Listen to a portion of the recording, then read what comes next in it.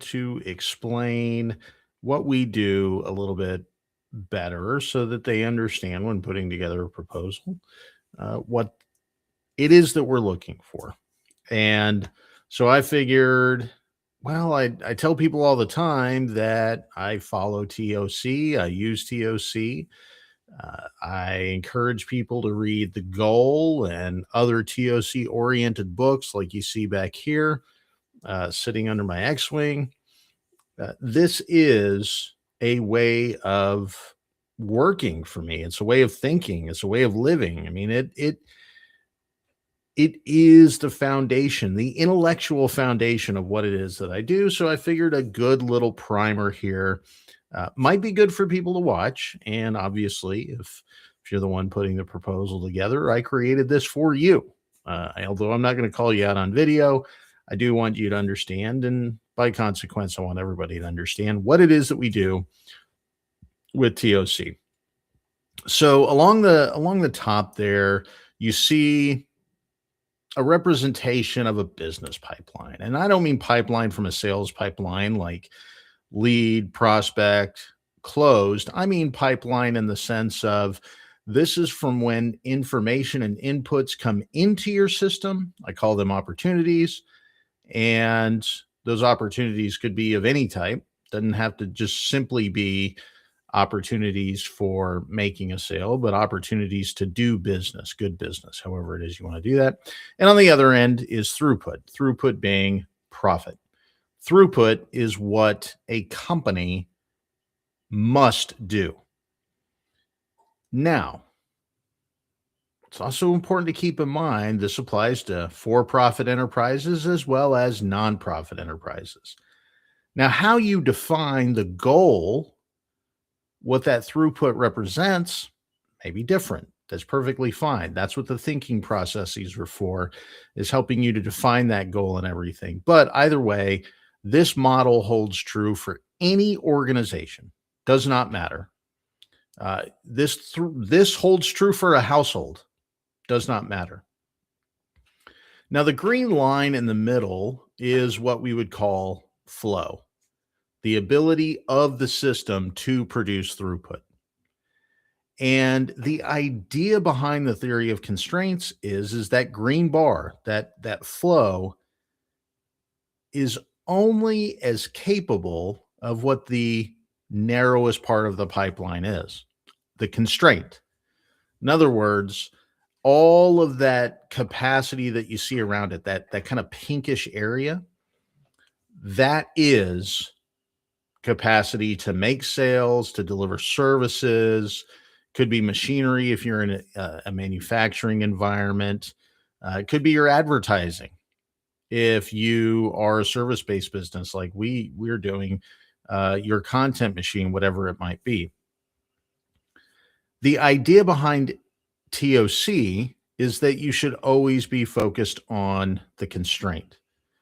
And when Goldratt talked about barriers to clear thinking, one of those barriers is the belief that systems are overly complex. They're not. They're incredibly simple when you think about it, because that constraint influences the capability of the rest of the system as cause and effect to operate the way that it does. There are some other ones like blaming people and just, telling yourself that you know everything you need to know. I mean, you have to really be a scientist about this process. And so when we talk about making the system better, from a TOC perspective, we talk about elevating that constraint, widening that part of the process so that we can increase the amount of throughput that can flow through it. And when that constraint has been elevated to a point where it's no longer the constraint, you go through the 5 focusing steps to find the next constraint that is limiting your flow, and so on and so forth. So from our perspective, good optimization of your processes is good optimization of the constraint that results in increased throughput. Bad optimization, bad quote unquote improvements, are trying to make things more efficient that don't increase that flow. So a perfect example from a digital marketing perspective might be, well, hey, we decreased our CPMs, our cost per milli, like basically the cost of advertising, by 20%. But we didn't make any more sales. So basically, we're pumping in more advertising dollars because we're getting good ad spend, but we're losing money because we're not actually increasing our capability to deliver services. That's a very simple example, but it highlights the point. And oftentimes, what people do is they confuse local optima, basically small improvements in places that don't affect the throughput, as improvements on the system of a whole. We'll talk about that here in a second with cost accounting versus throughput accounting. But if your improvements are not focused on the constraint of the entire system, it's a waste. It just absolutely is a waste. And then, the beauty, I mean, Lean Six Sigma, right? That's where the name is inspired from. You can use Lean and Six Sigma to drive a massive elevation of that constraint so long as it's focused. So TOC will always give you where to focus those energies, and Lean Six Sigma will help you reduce the variability in those improvements and eliminate the waste in the process. But TOC is not simply a management method. It's a way of thinking. It's a way of living. It's a way of asking questions, understanding knowledge, processing the experiences of people. And so I also wanted to talk about this in the context of 4 particular things that I always hear a lot about, especially in real estate. The first one, oh my God, and then just at the right time, the lawn care guys came in the backyard without even telling me. So if you can hear that, I apologize. I'm going to try to push through this as best as I can. And if the dogs start to bark up, I apologize. But when it comes to a mentality, what is good mentality from a TOC perspective? Well, I think a bad mentality is a commitment to some sort of framework that somebody else creates that has no specificity to your life and your experiences and your intuition. And worse, because it has no specificity to what it is that you do, it can't actually explain what specific actions to take and improve. And it definitely can't tell you why. So what results from all of that is you're listening to people talk, and it's almost a sales perspective. Like, I have this framework, and I created this framework, and that framework can be yours too for the low price of $19.99 a month. If it can't tell you what specifically to do, and it can't explain why that is applicable to your situation, you're buying into a mentality of change that doesn't really help you identify what the problem is. And it certainly doesn't tell you how to change that problem. But a good mentality is committing to thinking that accounts for your specific experiences. Happy. My Lord, this dog. That accounts for your specific experiences and helps you plan what specifically to do next.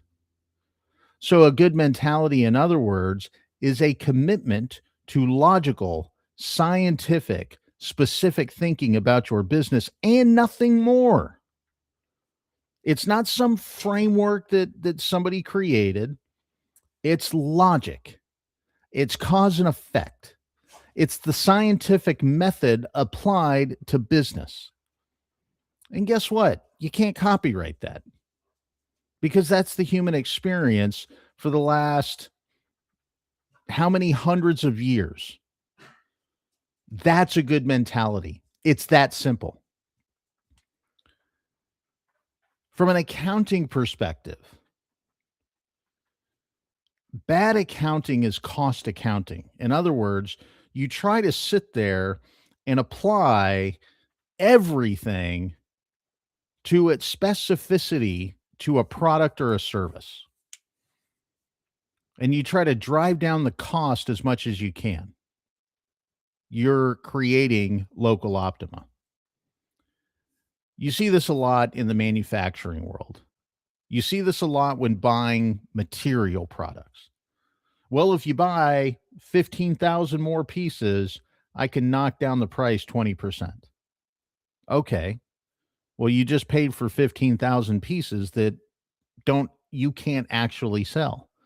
So you've tied up cash in something that you can't move through your system as throughput. That's bad accounting. And I will tell you that people make this mistake when trying to account for somebody's salary in the cost of producing a product or a service. So if I have a general manager that makes $100,000 a year, they're not going to automatically stop making $100,000 a year simply because I eliminate that product or service. And by creating these paper efficiencies, you actually oftentimes eliminate throughput. In real estate specifically, I see this a lot when people try to sit there and ask about what free services they can get. Well, I use my CRM for free. I'm using the free version of Canva. I'm using the free version of ChatGPT. I'm getting free coaching. I'm getting free this, I'm getting free that. And what they're actually doing is adding so much stuff to their plate to learn, to improve, to grow, that they aren't actually improving their system. Now, throughput accounting accounts for your costs in a way that understands it in the aspect of its contribution to throughput. So, in other words, to go back to that general manager, that's a cost of the system. It can't be applied to a particular product. That salary is what it is. Or from a real estate perspective, right? The amount of money you need to live your life is a system cost. It's not going to decrease simply because you use some sort of efficient CRM AI system that is free to use. When you optimize your accounting from understanding the true cost it takes to provide a specific service, you actually can make better investments. You're probably going to spend more on specific services, on specific resources, but you're going to spend less overall. More often than not, you end up improving your cost accounting measures anyway. And the best example I have of this is over the winter break, over winter, right? During the shopping season, I ran a test. I offered a scaled back version of Lee6 Pro for $99. That gave you the CRM functions, gave you the website functions, gave you the automation functions, and it gave you the LMS functions. And those features for $99, pretty good cost. No contracts, no minimums, no maximums. I mean, it was pretty low cost. I'm fairly positive that of the nearly 2 dozen people that initially signed up for the offer, and here's the other thing about it.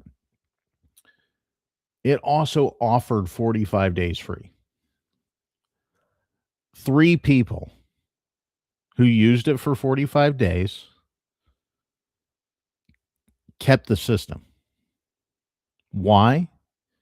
Because the low cost, the low dollar amount, even then didn't help them increase throughput. And it didn't help them increase throughput because they were doing way too much. And they didn't have time to learn what was even spelled out very specifically on what to do to get the system set up. It was a test. And it wasn't a test from the perspective of you either pass or fail. It was a test to actually see what people's experiences really were and have a conduit to be able to understand those experiences. My hypothesis was is that a lot of people would take it and a lot of people would end up backing out. And that's exactly what happened. And that's because they were approaching it from a cost accounting perspective. And I validated that cost accounting perspective didn't actually help them increase sales inside of their real estate, school, business, practice, whatever it might be, because they didn't think about it in terms of the impact to system throughput. But if they had, they would have got a hell of a deal because they would have saw how it is that they could have improved their throughput. Now, in terms of leadership, this one is important because I think what people can assume a leader is somebody that is able to push those around them to do greatness in their own individual capacity. And this is especially true when being on a team. You say, well, your skill set is this. So I'm going to use you in this fashion. I want to use you. I want to help you realize your potential in this fashion as much as possible. And I don't think it's nefarious from the idea that you're trying to manipulate that person to give you as much as they can give. No, I really genuinely think it's leaders are oftentimes trying to find positions for people that they feel like they can get something out of. They want people to belong. They want people to have a place. They want to make sure that place is protected.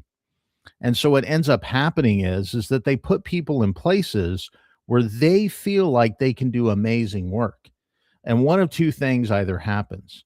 Either they become incredibly efficient in that position that they're in, and other people become frustrated with them because they're looking at what they do and saying, well, you're not doing anything for me. Or they become incredibly good at what it is that they in the position that they've been put in, and they end up resenting the system in which they operate. Because what ends up happening is that they look at everyone else around them and saying, I don't actually have a place here because I can't see what I'm doing as being beneficial. It's not helping anybody. It's certainly not helping myself, and I'm just beating my head against the wall. It might come as a surprise. It's not a surprise. This is oftentimes where I find the most frustration is because people want me to help because they want me to belong. And I definitely want to belong, but I don't want to piss away my time. I don't want to piss away their time. I'd rather somebody just call me up to shoot the shit rather than sit there and have me do something that doesn't help anybody in the end. There is no place for me in a system where a place was created specifically for me. It's just pulling up a chair. And it's honestly not fair. So it's bad leadership. Good leadership, in my mind, gets people to see, understand, and actually organize their energy around the system constraint. And why is that good leadership? Because it actually gives people a choice of whether or not they want to pull a seat up to the table and participate. It gives people the full context of where their energy is going to be focused. It shows them, if they're upstream from that constraint, what it is that they're contributing to and the limits of what their contribution will actually do. And if they're downstream, it gives them a clear expectation of what they will see coming to them. It defines very specifically what people do. And why is this incredibly important in real estate organizations? Whether that be trade organizations, whether that be nonprofits, whether that be brokerages.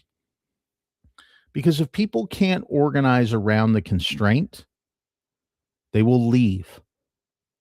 If they can't see their place in light of what the real limit is, they will go somewhere else. They will begin to resent the places that they used to feel the most at home. Because people want to belong. We have to create communities where people can belong. We have to have an opportunity for people to find their place. I totally get that. But we also have to give them a real and genuine choice about that place.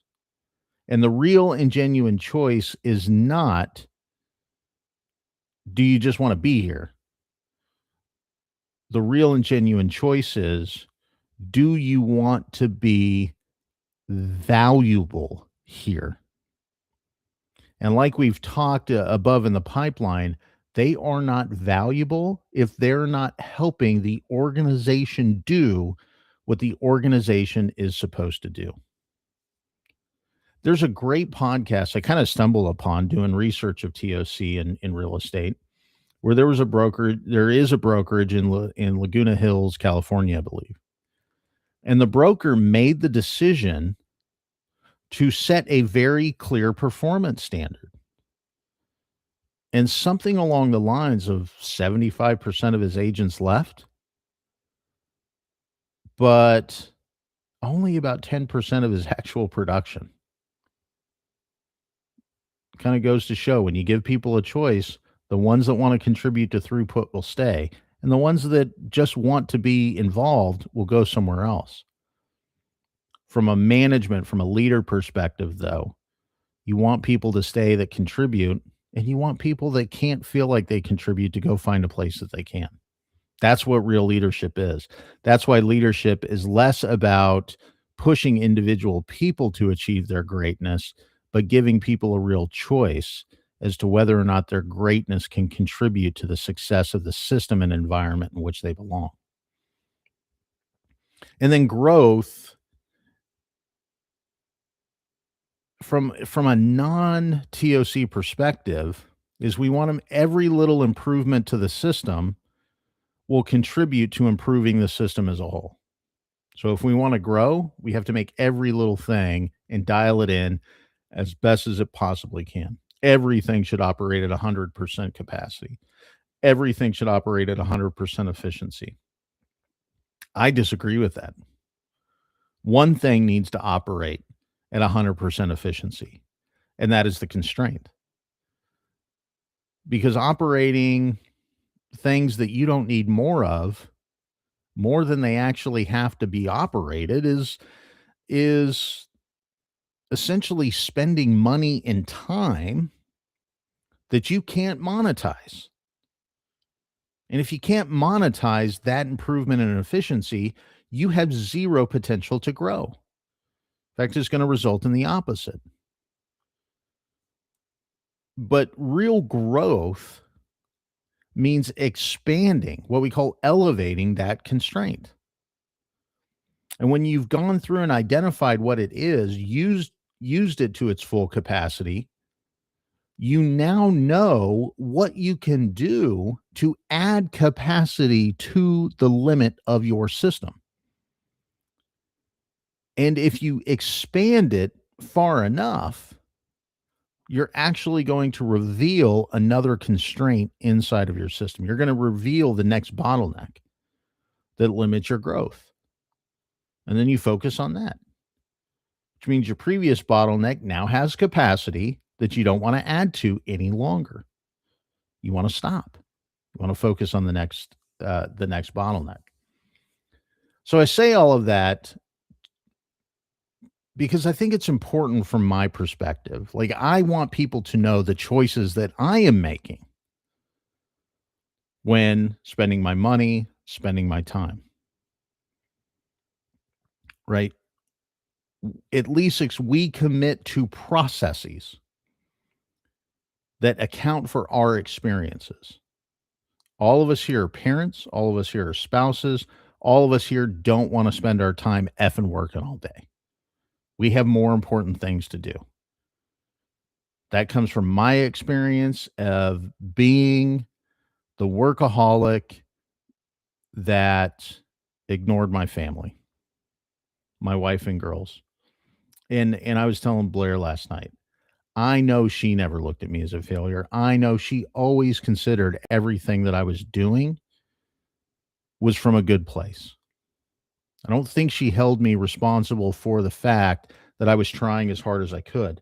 But I know for a fact I didn't have the mentality I needed to have because I wasn't committed to thinking about what the real bottleneck was in my life, which was being a happy present father. I now have the mentality that is focused entirely on that bottleneck.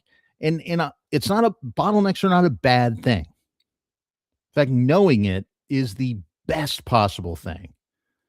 But there's still only one. And I have that mentality that's committed to it. And this explains why. And now I work a lot less. The time that I do work is better monetized. I have better throughput. Before, when I owned ABC, before I ran it into the ground and bankrupted myself in the process, bankrupted the company, I was looking at every penny we spent. My P&Ls looked okay until, you know what, they couldn't handle the stress of everything that was going on. The balance sheet was definitely out of whack. But I was making decisions that were oriented towards that cost accounting mentality. I was trying to create a system where everybody had their place in the place that they wanted, and I didn't give people an actual choice in the company. And we didn't grow. We didn't grow enough to handle the crisis that came. So all of that is to say the TOC mentality has a tangible impact on our lives. And it has a tangible impact on our business. It's important for me. It's important for the people that we work with. It's important that the people we work with understand this. And when they do, they have better context as to what we need. I get better context as to what they need. And those barriers to clear thinking that we talk about in the TOC world, uh, the view that reality is so complex that it doesn't take that it must have complex solutions, blaming people as opposed to looking at the system, uh, never investigating why there's variation between what it is that we're experiencing and what it is that we expect, compromising. Compromise is when I say compromising on logic is one of the worst things that you can do. I hope this makes sense. If it doesn't make sense, ask questions in the comments below. But if it does make sense, and I think it does, I think at the end of the day, when you look at this and you say, can I do more than that bottleneck allows me to do? I don't think there's any way you can logically argue against that. I just don't. And if you can't logically argue against it, then that's the foundation we have to start. We begin from the same place. If we begin from the same place, then we can go out there and do a lot of work together. We can go out there and create some amazing things together.